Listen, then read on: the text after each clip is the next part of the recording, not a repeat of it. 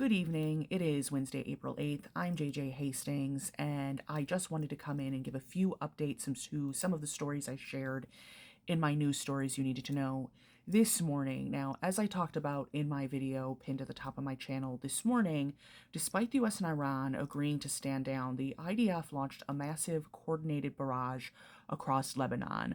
Over 100 targets were hit in about just a 10-minute window, and this happened across central Beirut, the Bekaa Valley, and southern Lebanon. Well, the Lebanese civil defense has just updated the casualty count. At least 254 people were killed today and over 890 wounded. This being reported as the single deadliest day of the Israel-Hezbollah war.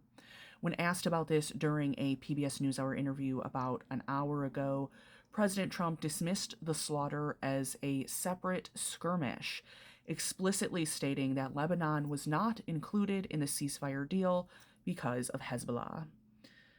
This ceasefire appears to be a lie of omission. While those U.S. carrier groups we've been talking about, USS Abraham Lincoln, USS George H.W. Bush, have paused their sorties, the intelligence and diplomatic cover they provide appears to be being used to facilitate a total bombardment of a sovereign capital. If you're looking at your news feed this evening and seeing peace talk, you're seeing a version of the news that ignores the 1,700 people killed in Lebanon over the last 5 weeks. Now, my second story, a critical update on the Strait of Hormuz. Now, despite the ceasefire requiring a free and safe reopening, the strait remains effectively closed to mainstream commercial shipping.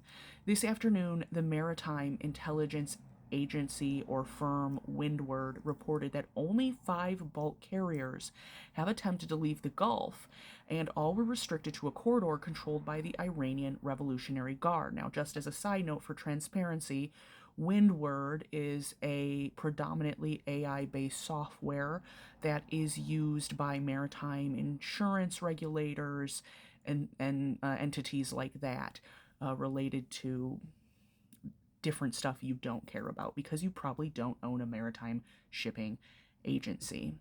Now, even more disturbing, the White House having to clean up yet another diplomatic mess after the president suggested on Truth Social that the US and Iran should jointly charge tolls for passage. Now, Press Secretary Caroline Leavitt had to issue a frantic correction, stating the U.S. position is for a free opening. Meanwhile, Iranian oil exporters giving interviews with the Financial Times, stating they intend to demand tolls as a condition of that 10-point peace plan. What does this mean? Well, there's no safe passage yet. Major oil companies and blue chip shipping companies are still refusing to enter the strait because insurance companies simply won't cover them. The opening the president appears to be bragging about is currently a supervised pause where Iran is still dictating the terms and the price of entry. Now, in Washington, that political ground is continuing to shift around the 25th Amendment. I have a few videos where we've talked about this recently, but since this morning, the number of lawmakers calling for the 25th Amendment has solidified at over 70. But the biggest update is the formal entrance of the NAACP.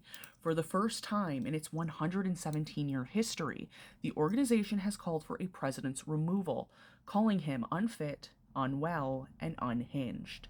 They are pointing to the president's rapid, incoherent shifts in policy, threatening to destroy a whole civilization on Tuesday, and then calling that same people a workable partner on Wednesday as evidence of a cognitive collapse. Now, this afternoon, Representative Yasemin Ansari and Ro Khanna stated that the cabinet's silence is becoming a constitutional crisis in its own right. The NAACP jumping in shows that this isn't a fringe protest anymore. When the nation's oldest civil rights organization and nearly a fifth of the House of Representatives are formally declaring a president a danger to the nuclear chain of command, it creates a massive cloud over the Islamabad peace talks set for this Friday. One would question, how can a foreign power negotiate a durable peace with a leader whose own government is openly questioning his sanity? While Pakistan has declared a public holiday for tomorrow and Friday to prepare for those peace delegations being led by Vice President J.D. Vance. But while the politicians are packing their bags tonight, the people of Beirut are digging through the rubble of their own homes. As always, I'm JJ Hastings, and I'll see you in the next one.